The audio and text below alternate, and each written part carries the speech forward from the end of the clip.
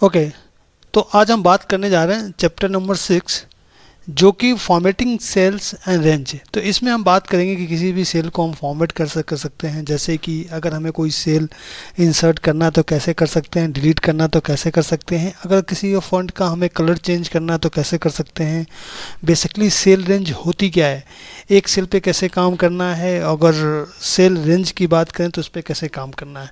तो ये हमारे कंटेंट हैं जो कि आप सामने देख सकते हैं।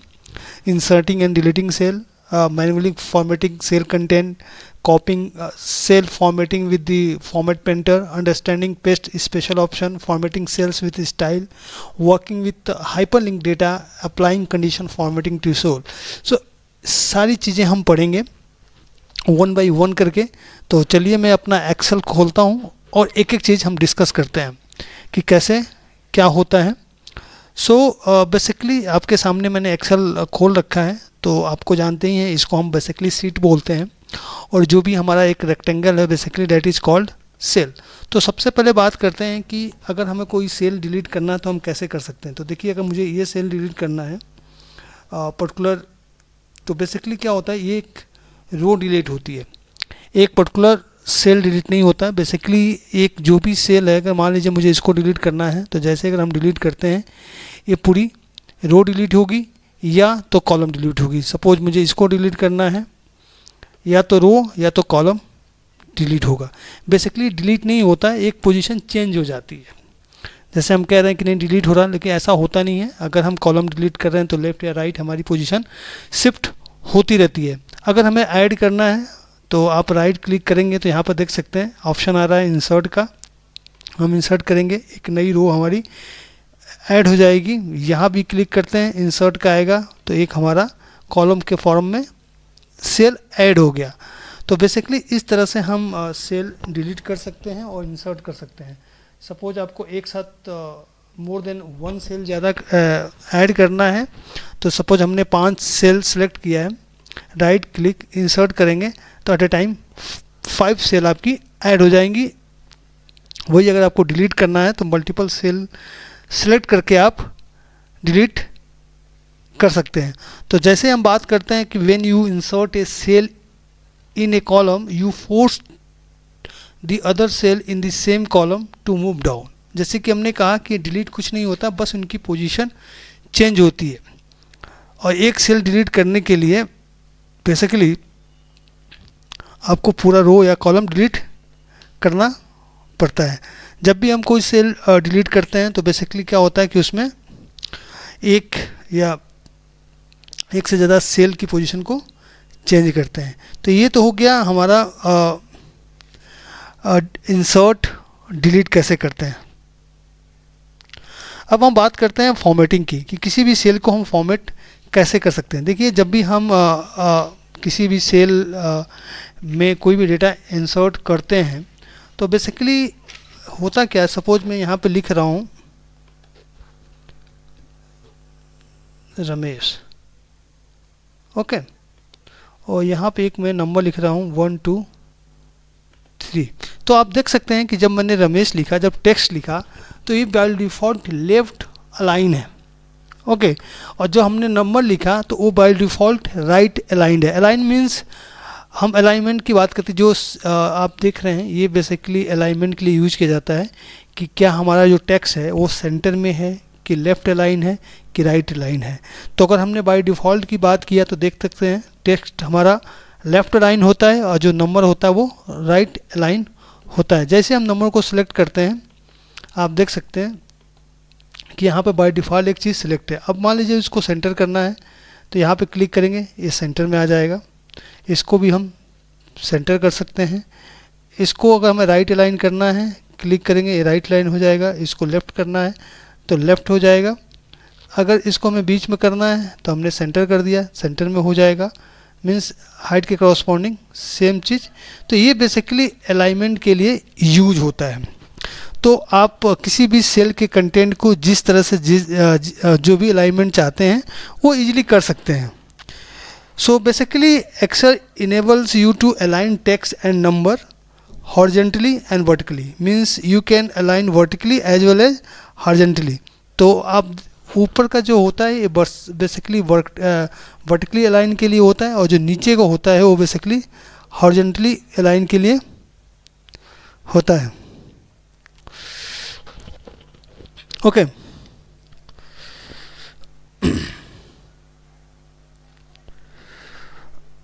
तो यहाँ पे आप देख सकते हैं राइट सेंटर सारी चीज़ें होती हैं।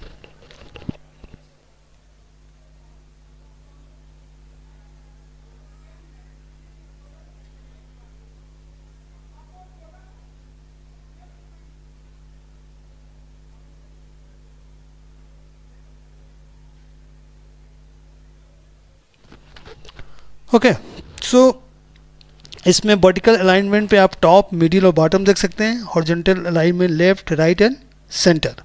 ओके तो जैसे भी आपको अलाइन करना है किसी भी कंटेंट को आप अलाइन कर सकते हैं।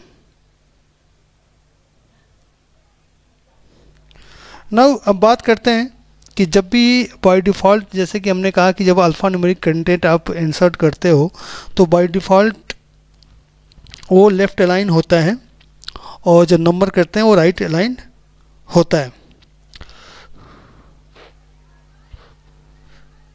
ओके उसके बाद आप जैसा भी अलाइनमेंट करना चाहें आप कर सकते हैं।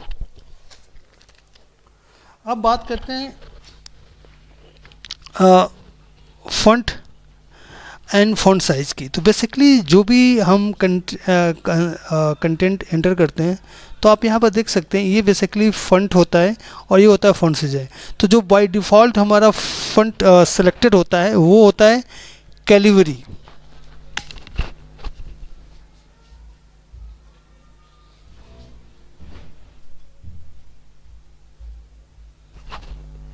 जो फ़ॉन्ट का साइज होता है वो होता है बाय डिफ़ॉल्ट 11। तो अब अगर आप इसका फ़ॉन्ट चेंज करना चाहते हैं तो आप इजीली इसको चेंज कर सकते हैं। आपको कंटेंट को सिलेक्ट करना है, यहाँ पे जो भी आपको फ़ॉन्ट चाहिए उसको आप चूज कर सकते हैं। सपोज मैंने इसको चूज किया तो आप देख सकते हैं चेंज हो गया है। अगर इसकी हाइट को बढ़ाना या घटाना है तो इजीली हम कर सकते हैं। तो बेसिकली यहाँ से किसी भी कंटेंट के फ़ॉन्ट और फ़ॉन्ट साइज़ पे काम कर सकते हैं। आप पे ये डिपेंड करता है कि कितना आप रखना चाहते हैं और कितना रखना नहीं चाहते हैं। तो इस तरह से आप फ़ॉन्ट के साइज़ को बढ़ा भी सकते हैं, घटा भी सकते हैं और उसको इजीली मैनेज कर सकते हैं। तो अगर आप एक्सेल में देखेंगे तो Excel provide many font such as Arial, Calibri, Times New Roman. Okay and also basically जो फ़ॉन्ट और फ़ॉन्ट साइज़ होता है आपके डिज़ाइन के बहुत इंपॉर्टेंट रोल प्ले करता है कि किसी भी कंटेंट को आप कैसे दिखाना चाहते हैं। अगर हम फ़ॉन्ट साइज़ की बात करें तो बेसिकली फ़ॉन्ट साइज़ हमारा पॉइंट में मेजर किया जाता है, और जब भी आप डिक्रीज फ़ॉन्ट साइज़ या इंक्रीज फ़ॉन्ट साइज़ पे करेंगे तो एक सेट अमाउंट का नंबर होता है, उससे ये इंक्रीज या डिक्रीज होता है। तो बेसिकली जो अगर 1 पॉइंट की हम बात करें तो वो 1 इंच का 72 हिस्सा होता है, मीन्स 1/72। मतलब 1 इंच को अगर हम 72 पार्ट में डिवाइड करते हैं तो जो भी आता है हमारा अमाउंट, उस अमाउंट से वो बढ़ता या घटता है। उसके बाद बात करते हैं स्पेशल करेक्टर एट्रीब्यूट्स। तो स्पेशल करेक्टर के मीन्स सपोज ये हमारा स्पेशल करेक्टर है, कंटेंट है, तो यहाँ पे आप देख सकते हैं कि अगर इसको हमें बोल्ड करना है तो इसको बोल्ड कर सकते हैं, बी फॉर बोल्ड। इटैलिक करना है तो इसको हम इटैलिक कर सकते हैं, और अंडरलाइन करना है तो अंडरलाइन कर सकते हैं। सपोज हमने एक टेक्स्ट लिया है, सपोज दिस, ओके, हमने इस पर किया, ये हमारा बोल्ड हो गया, इटैलिक हो गया, अंडरलाइन। तो ये बेसिकली हमारा स्पेशल करेक्टर एट्रीब्यूट्स होता है। इसके अकॉर्डिंग आप अंडरलाइन, डबल अंडरलाइन भी कर सकते हैं, और इटैलिक भी कर सकते हैं, बोल्ड भी कर सकते हैं। ओके तो इस तरह से आप टेक्स्ट को अगर रिप्रेजेंट करना चाहें तो रिप्रेजेंट कर सकते हैं। अब हम बात करते हैं कि भाई किसी अगर सेल को कलर फिल करना तो कैसे कर सकते हैं। देखिए इस सेल में कंटेंट है, अगर मुझे इसको कलर फिल करना है तो आपको राइट क्लिक करना है। राइट क्लिक में जब आप फॉर्मेट सेल पे जाएंगे तो फॉर्मेट सेल में वेरियस ऑप्शन आपको दिखेंगे। यहाँ पर देख सकते हैं नंबर दिखेगा, अलाइनमेंट दिखेगा, फॉन्ट दिखेगा, बॉर्डर और फिल।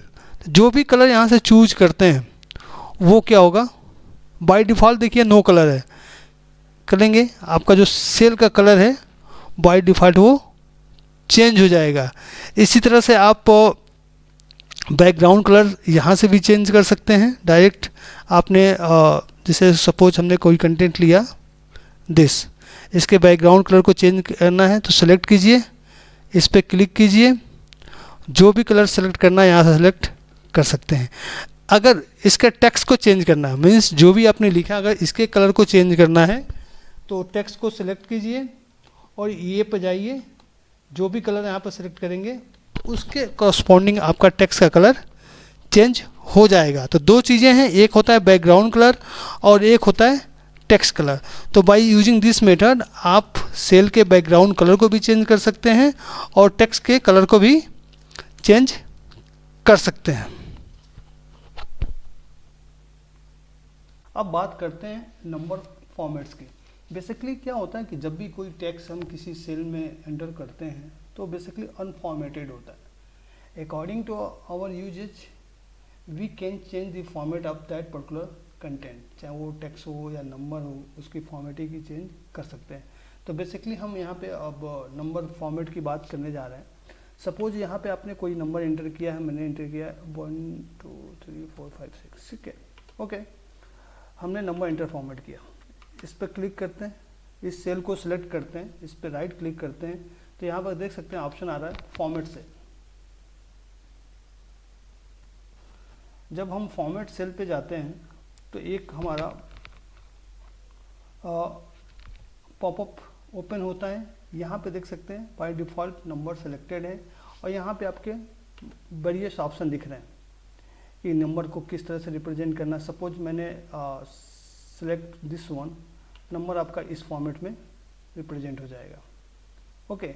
यहाँ से भी देख सकते हैं इस ड्रॉप डाउन से वेरियस नंबर फॉर्मेट दिए हुए हैं आपको किस तरह से। जैसे मुझे करेंसी में रिप्रेजेंट करना है, मैंने किया, ये करेंसी में कन्वर्ट हो गया। और एक काउंटिंग में तो यहाँ पे अकाउंटिंग देख सकते हैं।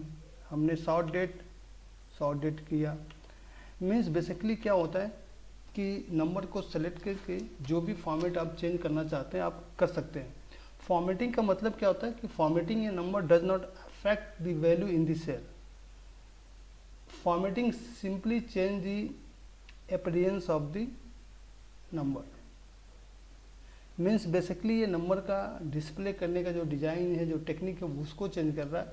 वैल्यू वही है, क्योंकि जैसे ही मैं अगर इस पर जनरल पे क्लिक करता हूँ तो एक्चुअल डेटा हमें मिल जाएगा जो हमने इंसर्ट किया था। तो बेसिकली इस तरह से किसी भी नंबर को फॉर्मेट आप कर सकते हैं। अब बात करते हैं रैपिंग ऑफ टेक्स्ट। सपोज हमने कोई टेक्स्ट लिखा, ठीक है, यहाँ पे हम टेक्स्ट लिखते हैं there is something going on, okay. तो बेसिकली आप देख सकते हैं कि अगर मैं इस पर क्लिक करूँगा तो इसको जस्टिफाई कर देगा, लेकिन मैं चाहता हूँ कि इसी सेल में ये नंबर दिखे, टेक्स्ट दिखे, तो इसके लिए रैपिंग होता है। जैसे हम रैप टेक्स्ट करेंगे, जो भी आपने कंटेंट एंटर किया है वो विद इन सेल रैप हो जाएगा या विद इन सेल वो आएगा। अब मैं पहले क्या था, इसको हम क्लिक करते हैं तो ये बेसिकली जस्टिफाई हो गया, जितना इसको स्पेस चाहिए सेल आपका उतने में कन्वर्ट हो गया। बट मैं चाहता हूँ कि भाई सेल की जो विड्थ है वो चेंज ना हो, ओके। इस केस में हम जैसे ही रैप टेक्स्ट करते हैं सेल विद इन सेल अपने आप को एडजस्ट कर लेता है। तो इसको बोलते हैं wrapping of text in Excel. अब बात करते हैं merging of cell. Merging means दो सेल को मर्ज करना। सपोज इसी कंटेंट का एग्जांपल लेते हैं, हमने यहाँ पे पेस्ट किया, ओके। हम चाहते हैं कि ये सेल जितने भी सेल में जा रहा है उनको एक सेल रिप्रेजेंट करना, ओके। तो हमने क्या किया, 3 सेलेक्ट को सिलेक्ट किया, यहाँ पे हमने जो भी है 3 सेल हमने सेलेक्ट किया, यहाँ पे किया मर्ज, तो देख सकते हैं तीनों सेल मर्ज हो चुका है। मीन्स मर्ज मतलब होता है सेलों को कंबाइन करना, ओके, जब हम किसी अदर सोर्सेज से डेटा को कंबाइन करते हैं या अदर सेल से डेटा को कंबाइन करते हैं तो इसको बेसिकली मर्जिंग बोलते हैं। अगर इसको अनमर्ज करना है, इसको सिलेक्ट कीजिए, मर्ज पे अगेन क्लिक करेंगे तो यहाँ पर देख सकते हैं तीनों सेल आपके आ चुके हैं। तो इस तरह से हम डेटा को मर्ज भी कर सकते हैं, अनमर्ज भी कर सकते हैं। जैसे अगर इसको मर्ज करना है 4 सेल को, तो हमने 4 को सिलेक्ट किया, मर्ज किया, आपका डेटा मर्ज हो गया। अनमर्ज करना, देख सकते हैं यहाँ पे कोई भी बॉर्डर आपको दिख नहीं रहा है। इसको अनमर्ज करना है, फिर क्लिक करेंगे, अनमर्ज हो जाएगा। अब बात करते हैं बॉर्डर की। किसी सेल के चारों तरफ अगर बॉर्डर लगाना तो कैसे लगा सकते हैं। देखिए, जिस भी सेल के चारों तरफ आपको बॉर्डर लगाना है, उस सेल को सिलेक्ट कीजिए, राइट क्लिक करना है,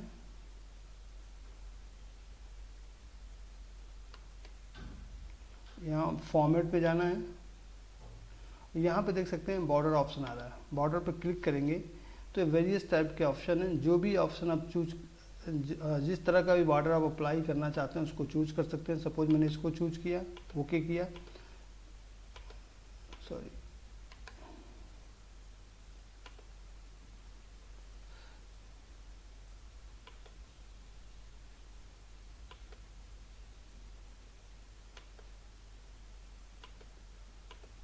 एक मिनट, ये हमारा टेक्स्ट हो गया।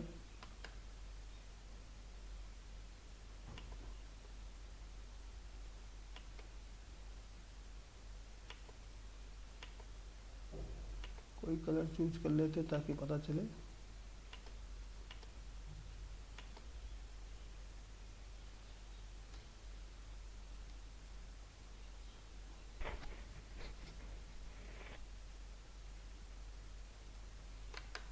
ओके, राइट क्लिक,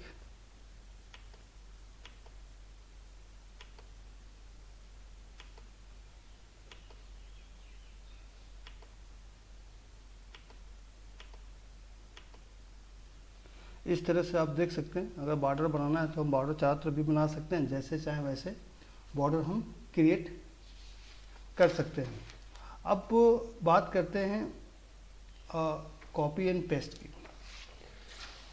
और कॉपी पेस्ट में 2 चीज़ें हैं। सपोज इस डेटा को मुझे कॉपी करना है तो मैं कंट्रोल C करूँगा, डेटा आपका कॉपी हो गया। जैसे ही हम कंट्रोल V करते हैं डाटा आपका पेस्ट हो जाता है। अगर आप कंट्रोल X करते हैं तो डेटा आपका कट होगा, फिर जाके यहाँ पे कंट्रोल V पेस्ट हो जाएगा। इसमें जैसे ही डेटा हम पेस्ट करने जाते हैं, यहाँ पे सपोज हमने यहाँ पे कोई नंबर दिया है 1 2 3 4, इसको हमने कॉपी किया। इसको अगर हम पेस्ट करने जाते हैं तो यहाँ पे देख सकते हैं पेस्ट स्पेशल ऑप्शन आता है। तो इसका भी बहुत यूज है। बेसिकली इसका यूज मोस्टली कब होता है कि जब कहीं आपने फार्मूला लिखा है, कोई भी डेटा फार्मूला बेस्ड है, तो जैसे ही उसको हम कॉपी पेस्ट करने जाते हैं तो बेसिकली वो फार्मूले को मिस कर देता है या डाटा उसके अकॉर्डिंग नहीं आता है, वहाँ पे हैश बन के आ जाता है। अगर इस चीज़ को आपको अवॉइड करना है तो वहाँ पे हम पेस्ट स्पेशल करते हैं, पेस्ट वैल्यू करते हैं। तो जिससे क्या होगा कि जो भी डेटा हमने कॉपी किया है वही हमारा पेस्ट हो। अब जैसे मैं एक एग्जांपल दिखाता हूँ। हमने यहाँ पे लिखा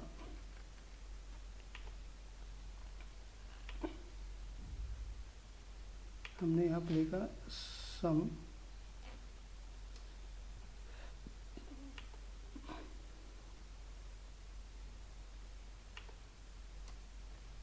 ओके 3 है। अब इसको हमने कब किया, कॉपी किया और यहाँ पे पेस्ट किया, तो यहाँ पर देख सकते हैं 0 आ रहा है जबकि 3 आना चाहिए। इस केस में अगर इसको हम कॉपी करते हैं और यहाँ पे जाकर पेस्ट स्पेशल वैल्यू सेलेक्ट करते हैं तो 3 आएगा।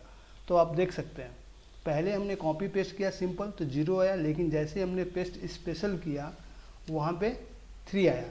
तो ये इस तरह से बेसिकली जो हमारा पेस्ट स्पेशल ऑप्शन है उसमें वेरियस कैटेगरी है, उनको 1 बाय 1 यूज करके आप उसको देख सकते हैं कि वो कैसे काम करता है। अगर अब बात करते हैं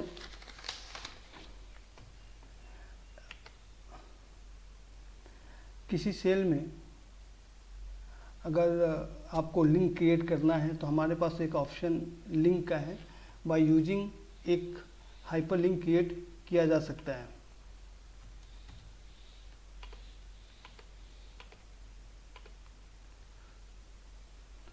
यहाँ पे टेक्स्ट हो गया।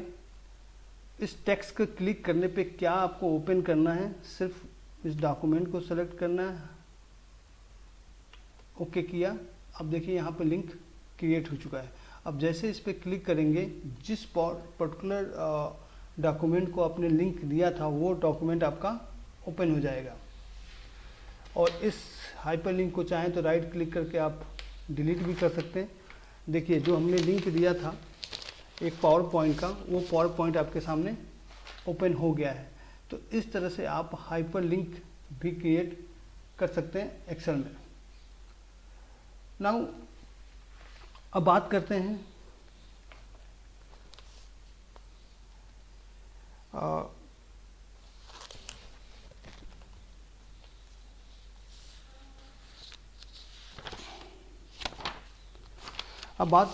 कंडीशनल फॉर्मेटिंग की।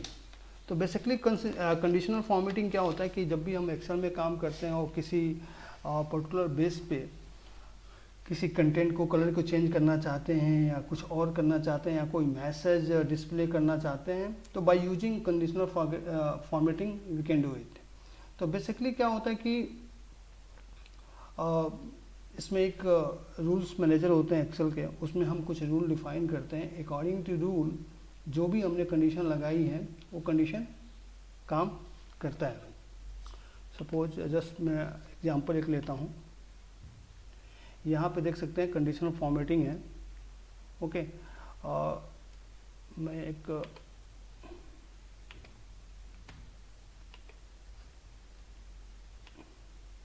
यहाँ पे देख सकते हैं हाईलाइट सेल रूल है, greater than less then. Suppose हमने लिया